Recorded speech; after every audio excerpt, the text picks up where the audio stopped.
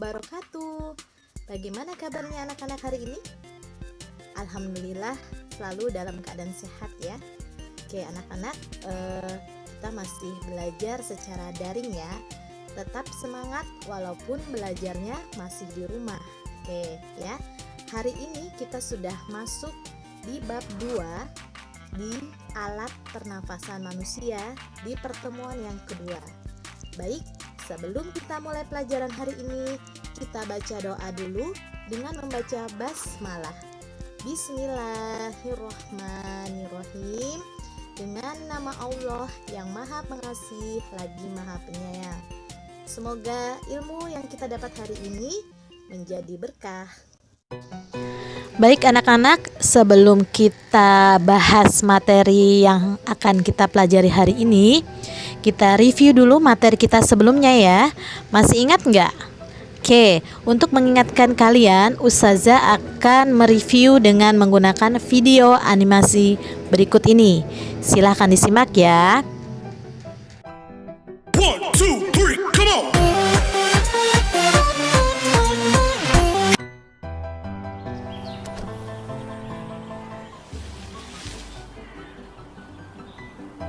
Manusia, hewan maupun tumbuhan, sebagai makhluk hidup, kita perlu oksigen untuk hidup. Waktu bernafas, kita mempunyai organ-organ yang bekerja sama dan membentuk sistem organ yang bekerja mengatur oksigen yang ada di lingkungan hidup sampai pada setiap sel yang kita butuhkan. Oksigen ini tidak tersedia di dalam tubuh makhluk hidup. Kita mendapatkan oksigen dari lingkungan sekitar kita. Bernafas artinya kegiatan menghirup atau memasukkan oksigen dari lingkungan hidup dan mengeluarkan karbon dioksida dan uap air melalui alat pernafasan kita. Kali ini kita akan mempelajari lebih lanjut tentang organ-organ pernafasan manusia.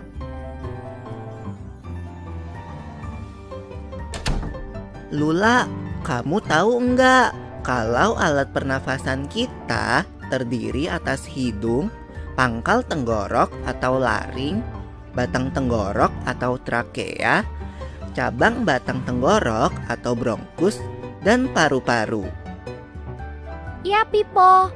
Melalui lubang hidung, udara mendapatkan jalan keluar dan masuk ke dalam tubuh kita. Tapi, selain itu, udara juga dapat keluar masuk melalui mulut loh. Namun, jika kita bernafas menggunakan hidung, akan lebih baik loh, Pipo. Karena terdapat lendir dan rambut-rambut halus. Rambut-rambut halus ini berfungsi untuk menyaring udara yang mengandung debu, kotoran, dan kuman penyakit. Benar sekali, Lula. Selaput lendir berfungsi untuk mengatur suhu udara yang akan masuk ke paru-paru dan mengatur kelembapan udara agar sesuai dengan kelembapan tubuh. Hidung juga jalur yang langsung terhubung dengan alat pernafasan berikutnya, yaitu tenggorokan. Tenggorokan merupakan alat pernafasan manusia yang kedua. Pada tenggorokan terdapat laring atau pangkal tenggorok dan batang tenggorok atau trakea.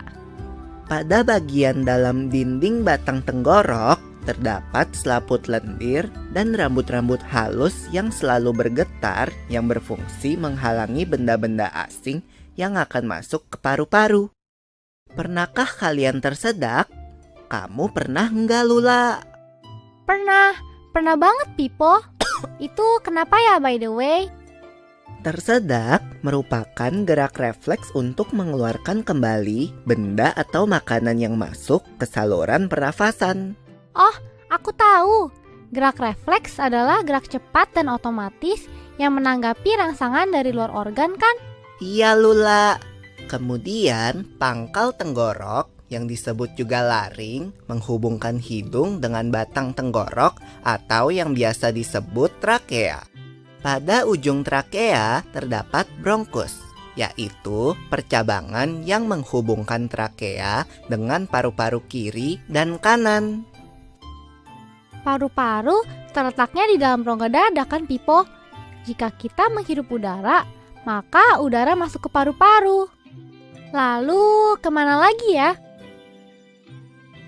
melalui bronkus menuju cabang dari bronkus yang disebut bronkiolus dan berujung pada gelembung paru-paru yang juga disebut dengan alveolus. Pada alveolus ini kan yang terdapat pembuluh darah, di mana terjadi pertukaran gas oksigen dengan karbon dioksida.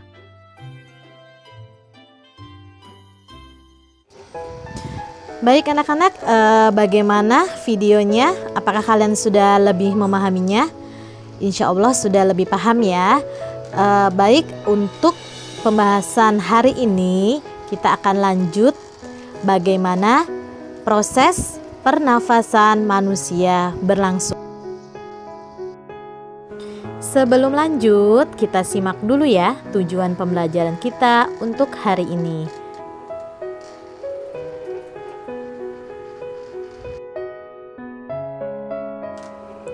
Manusia bernafas dengan dua cara, yaitu menghirup udara atau yang disebut dengan inspirasi. Jadi, inspirasi adalah proses memasukkan udara. Paham anak-anak ya? Tentunya udara yang kita hirup adalah udara yang mengandung oksigen atau udara bersih ya. Proses pernafasan manusia yang kedua adalah menghembuskan udara atau yang disebut dengan ekspirasi.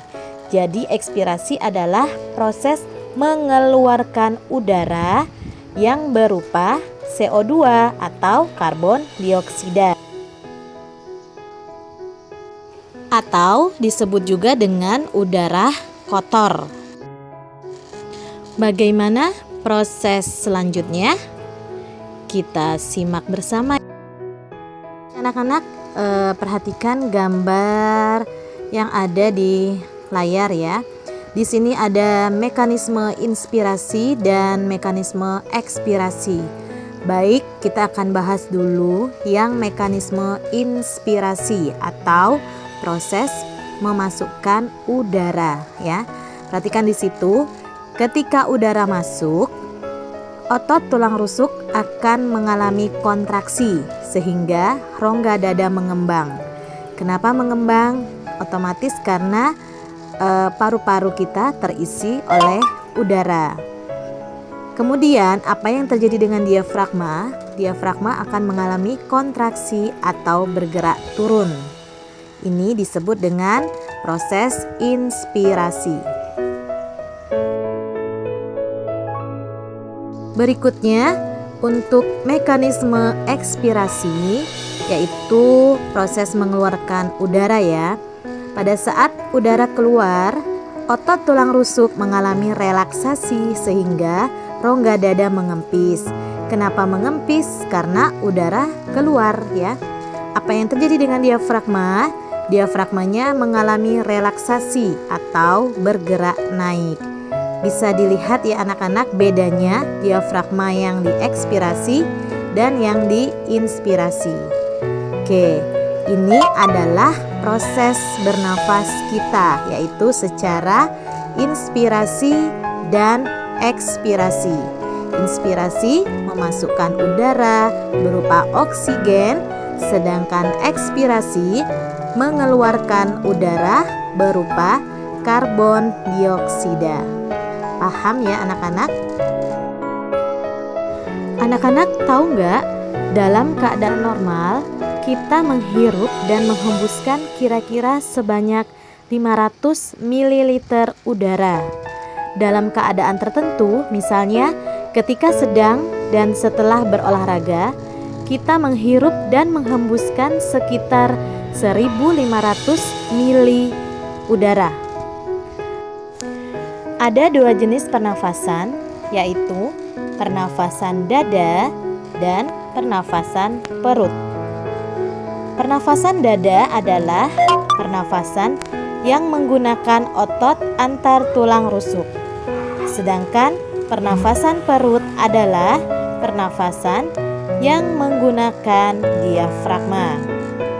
Pernafasan dada dan pernafasan perut terjadi secara bersamaan.